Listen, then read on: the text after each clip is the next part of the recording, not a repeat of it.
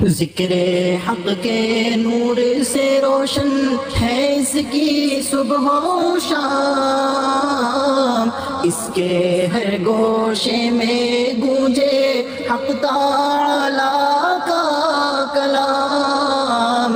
ये इदारा मजलिस तालीमुल कुरान जिसका नाम। अस्सलाम वालेकुम वरहमतुल्लाहि वबरकातुहू।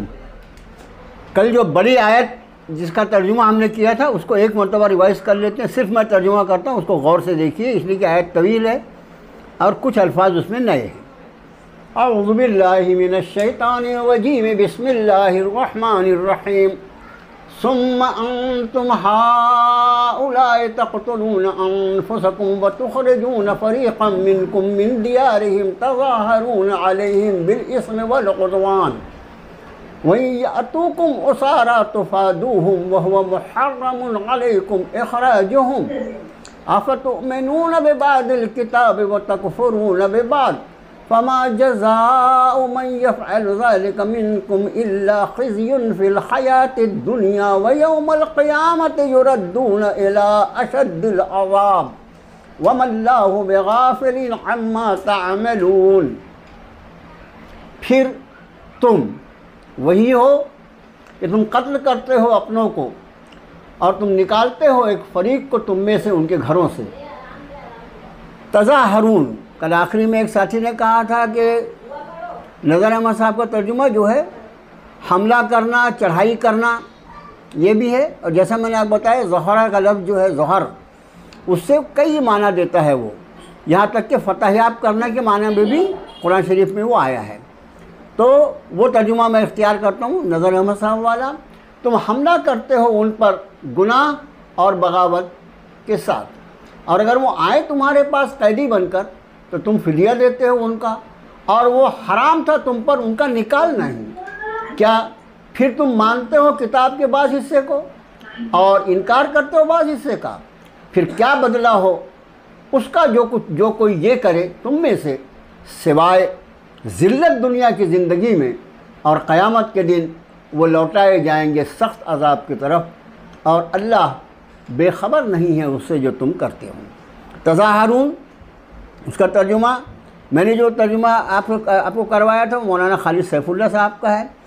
मज़मून जो मैंने आपको बताया था कि पूरी आयत का पस मंज़र क्या है, यहूदियों के दोनों कबाइल का, मुशरिकों के दो कबीलों के साथ उनका अलाइंस होना, और उसके बाद वो एक दूसरे पर जब हमला आवर हो तो यहूदी के सामने हो जाते थे। तो इसलिए उसका वो तर्जुमा कि तुम मदद करते हो उनके ख़िलाफ़ गुनाह और ज़्यादती के साथ, ये भी तर्जुमा किया जा सकता है। तुम हमला करते हो उन पर गुनाह और ज़्यादती के साथ, वो भी तर्जुमा, दोनों तर्जुमे की पूरी गुंजाइश है। अब अगली आयत देखिए। औज़ु बिल्लाहि मिनश शैतानिर रजीम। उलाइकल्लज़ीना इश्तरौल हयातद दुनिया बिल आखिरति फला युख़फ़फ़ु अन्हुमुल अज़ाब वला हुम युनसरून। ये सारे अल्फाज आपके पढ़े हुए हैं। यही लोग, उन्होंने ख़रीदा दुनिया की ज़िंदगी आखिरत के बदले। बिल आखिरा, आखिरत। अब यार बा का तर्जुमा साथ ही करूँगा मुश्किल हो जाएगी, लफ्ज़ जगह के एतबार से उसका तर्जुमा करना पड़ता है।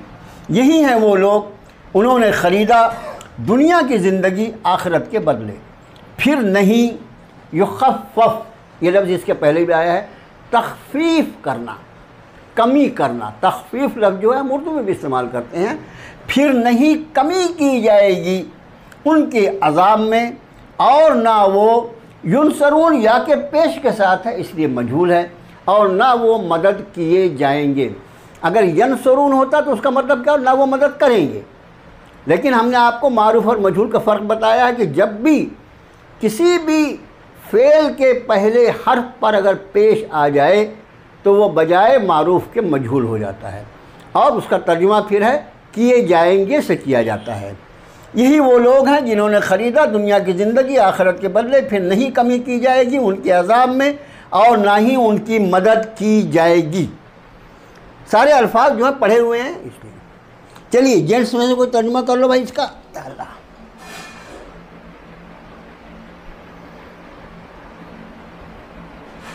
सब एक दूसरे का इंतज़ार नहीं, फट से करना शुरू कर दिया करो भाई, वक्त अपने पास कम रहता है।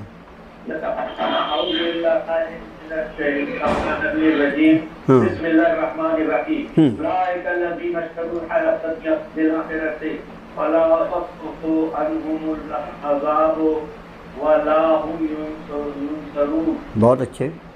यही वो लोग हैं जिन्होंने खरीद ली दुनियावी जिंदगी, दिलदार आखिरत दिलदार है। फिर ना हल्का किया जाएगा उनसे आजाद और ना वो मदद ही किए जाएंगे। बहुत अच्छा तर्जुमा माशाल्लाह। चलिए और कोई जेंट्स में, लेडीज़ में कोई सा तर्जुमा कर लो, आयत आसान है इसलिए हम अगली आयत पर आते हैं। वो लोग हैं, हाँ चलिए। यही वो लोग हैं जिन्होंने खरीद ली दुनिया की जिंदगी आखिरत के बदले में, तो उनसे कोई हल्का नहीं किया जाएगा अजाब और ना वो मदद किए जाएंगे। बहुत अच्छे। लेडीज़ में कोई तर्जुमा कर लें।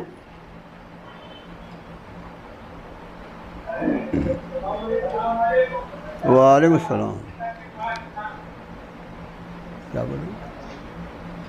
लेडीज में यही वो लोग हैं जिन्होंने यही वो लोग हैं जिन्होंने खरीद लिया दुनिया की जिंदगी आखिरत के बदले, और फिर नहीं हल्का किया जाएगा उन पर अजाब और ना वो मदद किए जाएंगे। बहुत अच्छे। चलिए ठीक है, ये दुनिया की ज़िंदगी और आखिरत दोनों हमेशा आमने सामने रहते हैं। मुसलमान एक मोमिन, उसकी शान ये होती है कि वो आखिरत को बचाने के लिए दुनिया का बड़े से बड़ा नुकसान बर्दाश्त कर सकता है, आखिरत को ख़तरे में नहीं आ सकता। उसको मालूम है कि दुनिया फ़ानी है और आखिरत बाकी है, इसका ख्याल रखो। हम अक्सर व बेशतर पूरा माशरा मेरे समेत हमारा ये हाल है कि हम दुनिया के लिए आखिरत का कोई भी नुकसान बर्दाश्त करने के लिए तैयार हैं, लेकिन दुनिया का कुछ नुकसान बर्दाश्त करना, दुनिया का नुकसान कोई बड़े से बड़ा हो वो बर्दाश्त करने को तैयार रहना चाहिए आखिरत के मुकाबले में। आखिरत का कोई नुकसान हमारा हो हमने बिल्कुल बर्दाश्त नहीं करना। लेकिन पूरा समाज उम्मत मुस्लिमा जो है चंद को छोड़कर उसकी सोच एकदम उल्टी है। सही बात यह है कि अल्लाह मुझे माफ़ फरमाए, आखिरत याद ही किसको रहती है। अगर आखिरत याद रहती तो हमारी ज़िंदगी का ये हाल नहीं होता जो अभी हमारा है। ज़रा आयत शरीफा देखिए कि वो लोग जिन्होंने दुनिया की ज़िंदगी को ख़रीद लिया आखिरत के बदले। तो हदीस शरीफ में अल्लाह के रसूल सल्लल्लाहु अलैहि वसल्लम ने फरमाया कि अल्लाह से सबसे बुरी हालत में वो शख्स मुलाकात करेगा जिसने किसी की दुनिया बनाने के लिए अपनी आखिरत ख़राब कर ली। जिस शख्स ने किसी की दुनिया बनाने के लिए अपनी आखिरत ख़राब कर ली, सबसे बुरी हालत में अल्लाह से उसकी मुलाकात होगी। खूब ख्याल रखो इस पर। कुरान शरीफ का जो मज़मून हमारे सामने आ रहा है, मेरे बहुत ही अज़ीज़ साथियों, तलबा और तालिबात, एक एक आयत पर गौर करें। और कमाल इस तर्जुमे के सीखने का ये है कि एक एक आयत के मज़मून को हम अपने आप पर मुंतबिक करने की, अपने आप पर लागू करने की कोशिश करें। अगली आयत देखिए, वलक़द आतैना मूसल किताब वक़फ़ैना मिन बअदिही बिर्रुसुल व आतैना ईसा इब्न मरियमल बय्यिनाति व अय्यदनाहु बिरूहिल क़ुदुस अफ़कुल्लमा जाअकुम रसूलुम बिमा ला तहवा अनफुसुकुम इस्तकबरतुम फ़फ़रीक़न कज़्ज़बतुम व फ़रीक़न तक़तुलून। थोड़ी सी आयत लंबी है, कुछ अल्फाज नए हैं।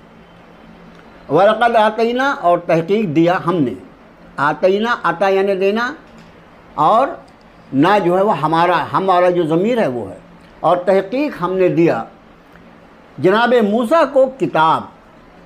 वक़फ़ैना, ना जो है वो तो ज़मीर है, हमने।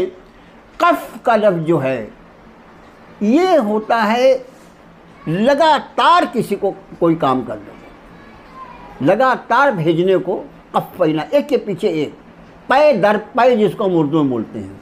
लगातार भी तर्जुमा कर सकते हैं, पै दर पै भी कर सकते हैं, और एक के बाद एक तीनों तर्जुमा किया जा सकता है। क़फ़ैना, और तहक़ीक़ दिया हमने जनाब मूसा को किताब, और पै दर पै भेजा हमने उनके बाद रसूलों को।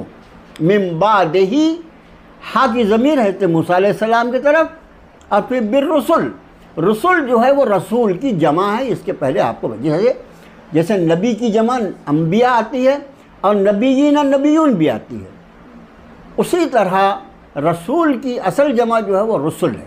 यहाँ पर वो इस्तेमाल हुआ, और भेजा, और हमने पै दर पै, या एक के बाद एक, अगर पै दर पै आपको मुश्किल पड़ता है तो एक के बाद एक तर्जुमा कर सकते हैं। और हमने एक के बाद एक उनके बाद भेजा रसूलों को। व आतैना ईसा इब्न मरियम अल बैयिनात, और दिया हमने ईसा इब्न मरियम को। सिर्फ ये अकेले नबी हैं और रसूल हैं जिनका नाम कुरान शरीफ में आम तौर से उनकी वालिदा के साथ आता है, इसलिए कि ये अल्लाह की तख्लीक का एक ऐसा नमूना है। जिस तरह हज़रत आदम अलैहिस्सलातु वस्सलाम को अल्लाह ने अपने दस्ते कुदरत से बनाया, उनका कोई माँ बाप नहीं, जबकि दुनिया में बाकी जितने इंसान हैं सबके माँ बाप होते हैं, लेकिन उसमें हज़रत ईसा रूहुल्लाह को ये खुसूसियत अल्लाह ने अता फरमाई कि उनको बग़ैर बाप का पैदा किया। इसलिए उनके नाम के साथ हमेशा उनकी वालिदा का, अक्सर व बेशतर उनकी वालिदा का नाम आता है।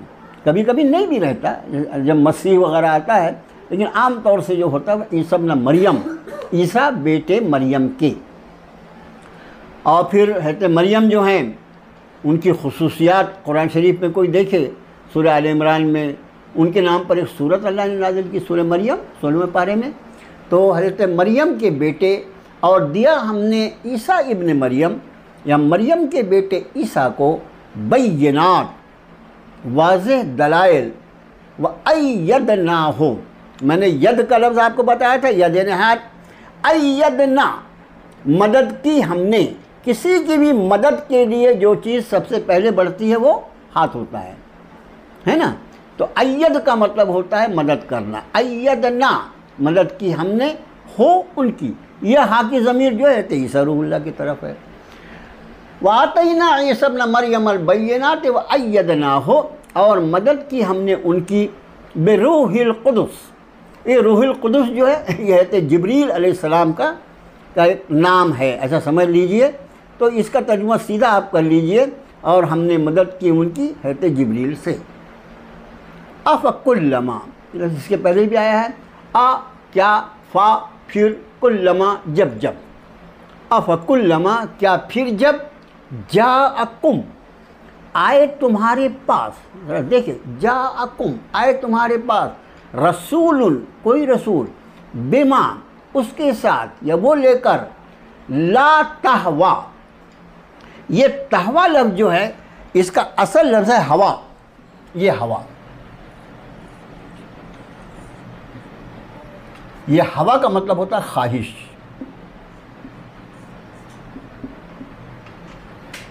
डिज़ायर,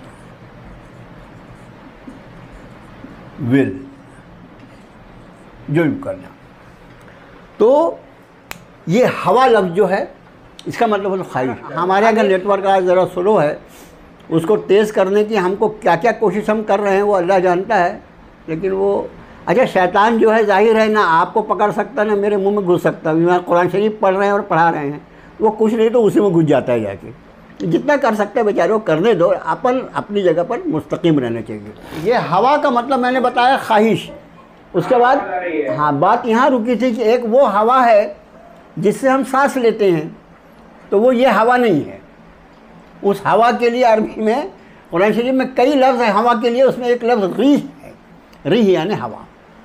बहरहाल ये हवा मतलब ख्वाहिश होती है। अब वो लफ्ज़ देख लीजिए, अफ़कुल्लमा क्या फिर जब भी, जाकुम आए तुम्हारे पास, रसूलुम कोई रसूल, बिमा उसके साथ, ला तहवा नहीं पसंद किया, अनफुसकुम तुम्हारे दिलों ने। ला तहवा हवा यानी ख्वाहिश, अत्ता जो है वो तुम्हारे लिए है, और ला यानी नहीं, ला तहवा नहीं पसंद किया अनफुसकुम तुम्हारे दिलों ने इस्तकबरतुम फिर तुमने तकब्बुर कर डाला।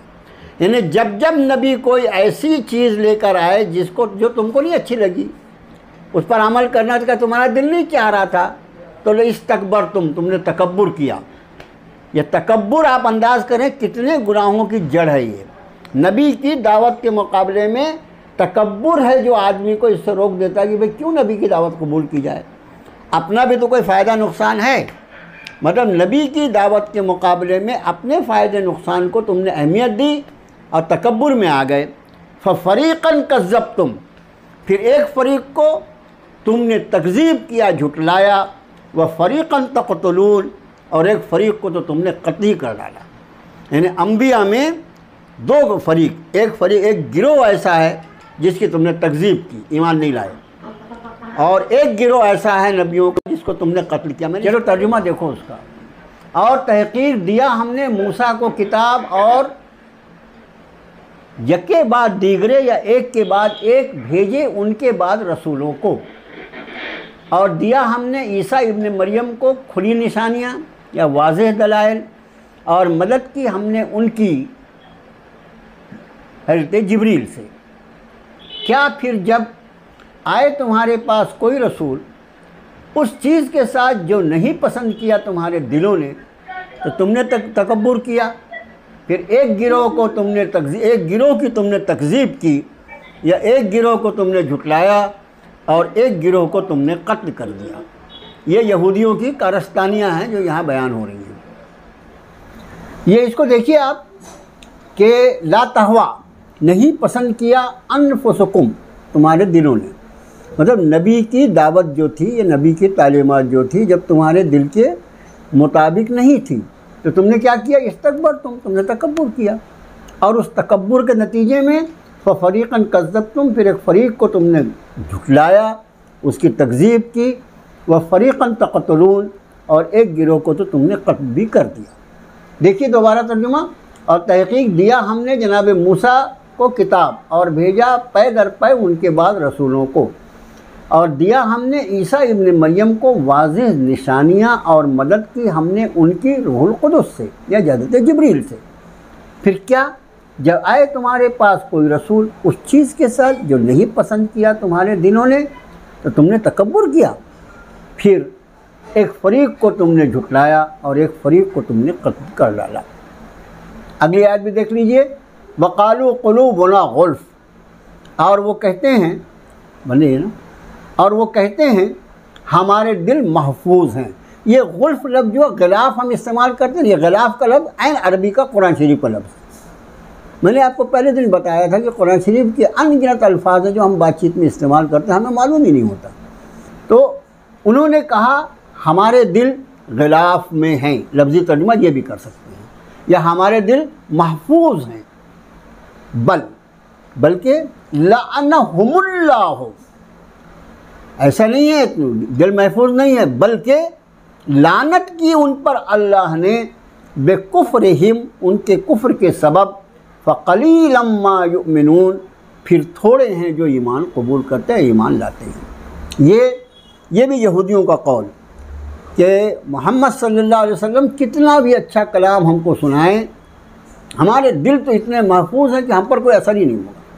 खूब समझ लो, अच्छी बात का असर दिल कबूल न करे, ये दिल का कमाल नहीं है, बल्कि दिल की बदनसीबी है, ये दिल की सख्ती है, दिल की महरूमी है। तो वो अपनी दिल की महरूमी को वो समझ रहे थे कि हमारे दिल बहुत महफूज है, इस पर किसी बात का असर ही नहीं होता। उसकी हकीकत अल्लाह ने बयान फरमा दी कि वो कहते हैं कि हमारे दिल महफूज हैं, बल्कि लानत की उन पर अल्लाह ने उनके कुफ्र की सबब, जिसको वो बहुत बड़ी नेमत समझ रहे हैं, वो अल्लाह की तरफ से लानत उन पर बरसी हुई है। और उसकी वजह क्या है, उनका इनकार। उनके इनकार की वजह से अल्लाह ने उनकी तौफीक खैर छीन ली। ये समझ लो कि खैर हमारे दिल में आता है अल्लाह की तरफ से, लेकिन किसी के दिल में खैर का जज्बा ही ना आए, बहुत बड़ी बदनसीबी है ये। तो फरमाया बल्कि लानत की उन पर अल्लाह ने उनके कुफ्र की सबब, फ़क़लीलन मा युमिनून फिर थोड़े हैं जो ईमान लाते। यही वजह है कि आप देखें कि मदीना तैयबा में जो 3 गिरोह थे, मुशरिकीन का था, औस और खजरज, ये दोनों कबीले जो थे मुशरिकों के थे, यहूदियों के कबीले बनु नज़ीर और बनु कुरैज़ा, फिर नसारा की बहुत बड़ी आबादी। इनमें यहूदियों ने कम इस्लाम कबूल किया, यहूदियों ने इसे फ़क़लीलम मा युमिनून, फिर थोड़े हैं जो ईमान कबूल करते हैं। जो अल्लाह ने फ़क़लीलम कह दिया तो वो कसीरम हो ही नहीं सकते। तो यही वजह है कि उनका गिरोह जो है, और फिर वही वजह है कि उनकी अदावत ईमान वालों के साथ अव्वल दिन से कायम है और क़यामत तक वो चलती रहेगी, जब तक कि अल्लाह ताला अपना हुक्म नाफिज फरमाकर उनका सफाया न कर दे दुनिया से, जब तक इनकी अदावत हमसे बाकी रहेगी। तो इस आखिरी आयत का तर्जुमा, और उन्होंने कहा हमारे दिल महफूज हैं, बल्कि लानत फरमाई उन पर अल्लाह ने उनके कुफ्र के सबब, फिर थोड़े ही ईमान कबूल करते हैं। बस आज का सबक इसी पर। वसल्लल्लाहु ताला अला खैर खल्क़िही मुहम्मद व आलिही व अस्हाबिही।